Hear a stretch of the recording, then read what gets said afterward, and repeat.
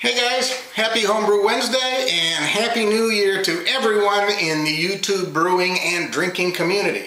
And a special Happy New Year and congratulations to my buddy Nate Pico from Under the Table Brewing for winning the 2014 SJ Pour Challenge Extravaganza! Also wanted to point out that it's now 2015, so Nate, you are so last year, and I'm looking forward to the challenge this year to see if I can unseat the master. It was a great beer and a great guy and a well-deserved win. Today we're going to be doing something a little bit different. I haven't been doing much brewing towards the end of last year.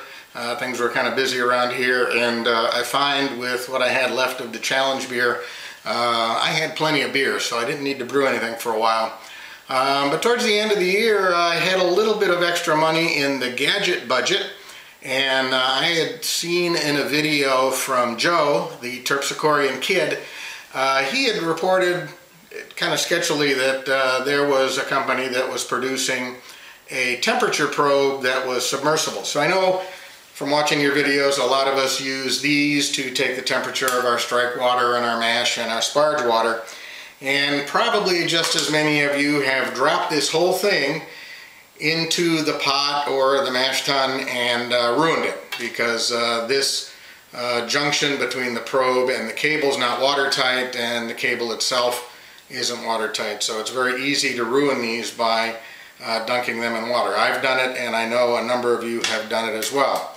So I'd heard Joe say that someone had come out with a submersible probe.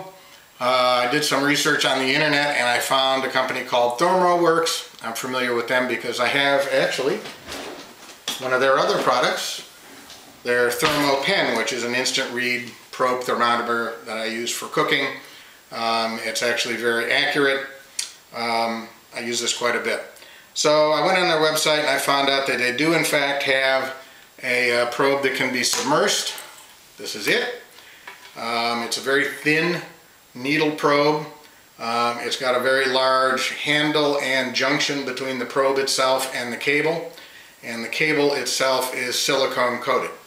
Now you can't use this in your oven, and you can't have the cable or any, the plastic components contact heating elements, things like that. But reportedly the probe is submersible and shouldn't be ruined if you drop it in the water. So we're going to test that out today. We're also going to test the accuracy. Now, of course, this probe only works with ThermoWorks display units and alarms.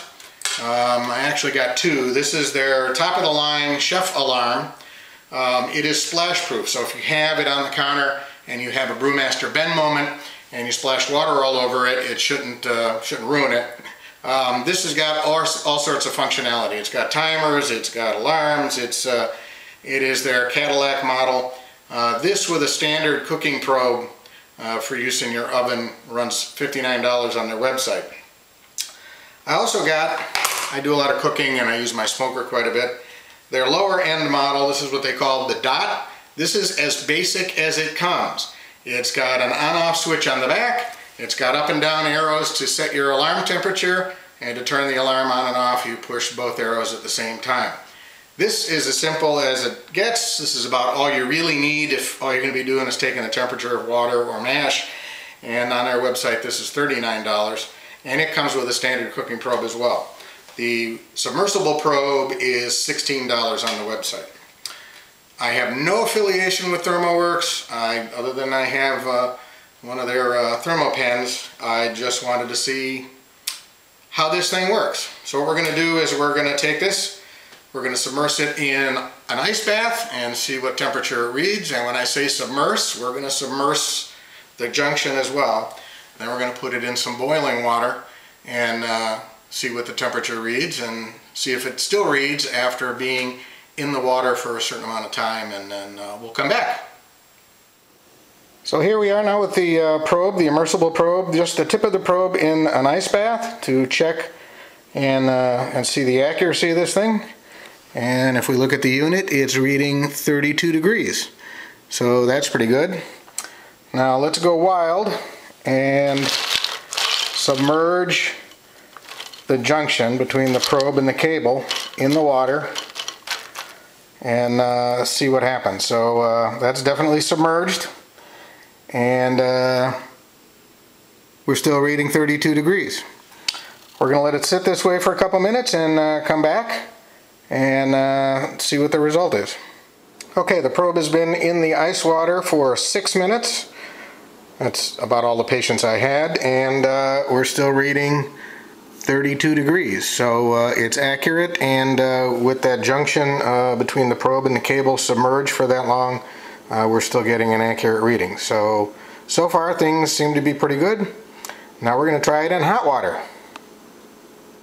So I've got a pot of hot water simmering on the stove, and we've got the little unit here reading room temperature 71 degrees, 70 degrees, and you see I've got the alarm temperature set for 195 degrees Fahrenheit.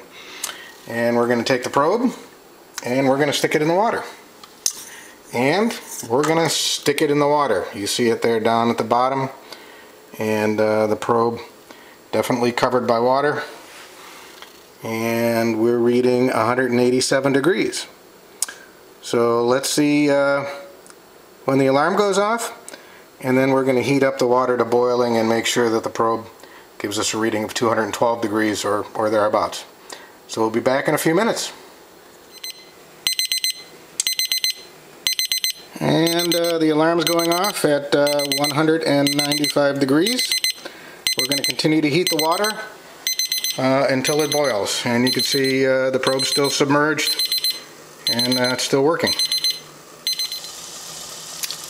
Our water is at a nice rolling boil. It's actually been boiling like that for about 5 minutes. I wanted it to make sure that we were up to a full boil, and also to expose the probe, the submerged probe, for a few minutes to boiling water. Disappointing. Our temperature reading is 210. We did have a low pressure front come through, so that accounts for maybe a degree, but it seems to be off about a degree. Still close enough knowing that I can, when I take the temperature of my strike water or sparge water, I can take that into account. It would have been nice had it read 212, but given the fact that we've submerged the probe and the junction between the probe and the cable in cold water for 5 minutes, and in hot water, boiling water for 5 minutes, and then as it came up to a boil, maybe another 10 minutes before that, I'm fairly impressed. Time will tell. I'm sure when I turn the camera off, this thing will stop working, but for right now, I'm pretty impressed that I've got a submersible temperature probe that reads fairly accurately. Okay, we're back from the experiment. The probe seems to be none the worse for wear. It was underwater for at least 20 minutes between the cold and the hot water. I did leave it out for a while afterwards, came down to room temperature pretty quickly. It's still working. So as advertised, it is submersible. It read pretty accurately at 32 degrees. I was a little disappointed with the high temperature reading, the boiling water coming in at 210. As I said, we did have a bit of low pressure come through weather-wise, so that might lower the boiling point a little bit. So I would say maybe it's off a degree at 210. But knowing that, I can take it into account when I'm taking the temperature of my mash or my strike water. So overall, I'm pretty happy with this. I always worried, and I did ruin a couple of probes. I was always worried about dunking into the water. Now I'm not going to deliberately go around and do that, but I know if it happens, it's really not going to ruin the probe. So that's it for the equipment test and review. I'll put a link in the information section to the website if you guys are interested in looking at ThermoWorks and their products. Again, I have no affiliation with them. I just was kind of excited to have a probe that's not going to be ruined every time I brew beer. So take care, we'll see you next time, and cheers.